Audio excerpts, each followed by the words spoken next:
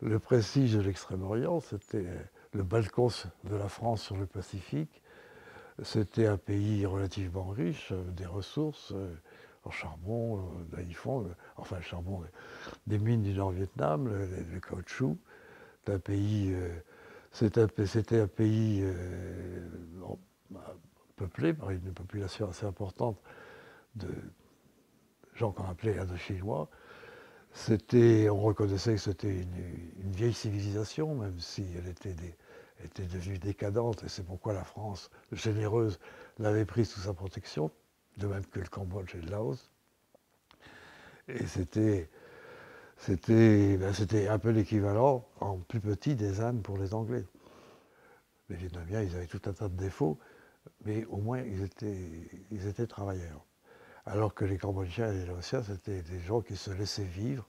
Il y avait une image plutôt positive d'ailleurs des Cambodgiens et des Laotiens, comme des, des gens qui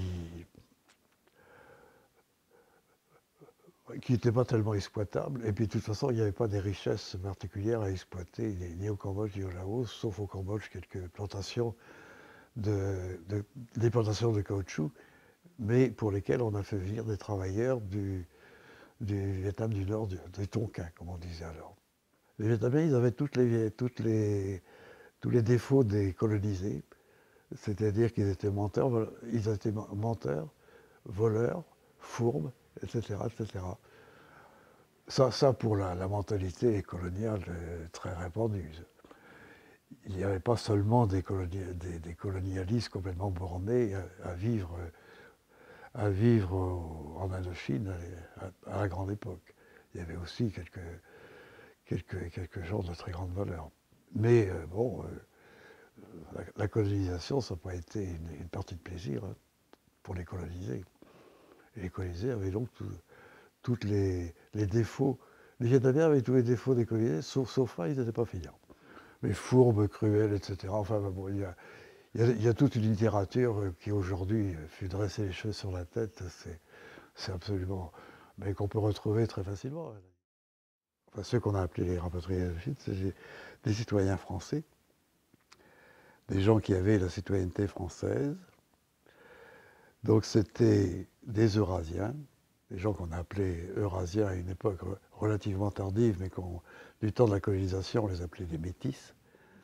Des enfants qui étaient nés de mariages parfois légitimes, avec une femme vietnamienne dans la majorité des cas, très souvent illégitimes. Certains avaient connu leur père, d'autres pas. Et certains avaient été reconnus par leur père, d'autres pas. Et tous ceux qui n'avaient pas été reconnus par leur père ont bénéficié d'une curiosité juridique.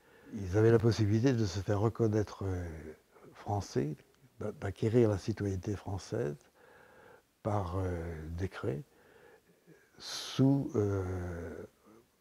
la preuve biologique de leur ascendance européenne. C'était des Vietnamiens naturalisés, des Indiens qu'on appelait les Indiens des comptoirs, le Pondichéry notamment. Et puis parmi ces rapatriés, il y avait aussi des Français métropolitains et des Antillais, des Réunionnais et des Guyanais. Donc c'est un ensemble assez pas du tout homogène, où les gens de culture vietnamienne étaient quand même très majoritaires.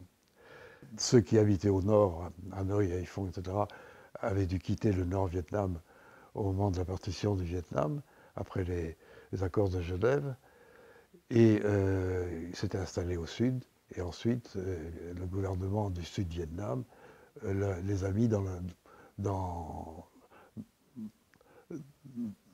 le dilemme où ils prenaient la nationalité vietnamienne, ou bien ils restaient à titre français, mais sans pouvoir avoir exercé un certain nombre de professions, etc. etc. Donc, et puis, ils avaient l'idée de la France comme leur patrie légitime. On ne connaît pas les chiffres exacts. on n'a que des estimations qui tournent autour de 30 000 citoyens français rapatriés d'Indochine au moment où la France a quitté les pays de l'ancienne Indochine.